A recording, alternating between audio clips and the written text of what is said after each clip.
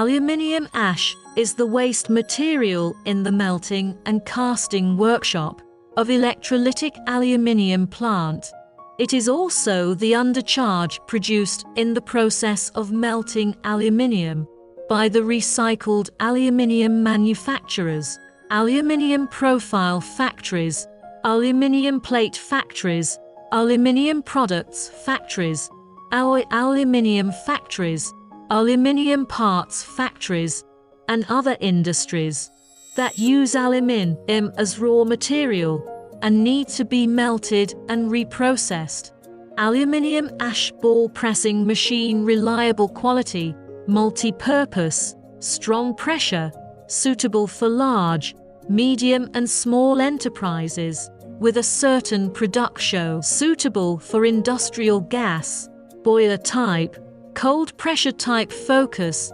civil briquette, civil metallurgy, resistant materials, medicine, and other materials forming.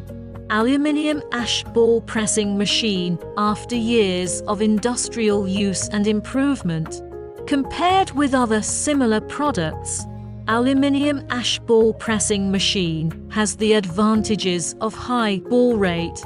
small power consumption, compact structure, and easy maintenance and debugging.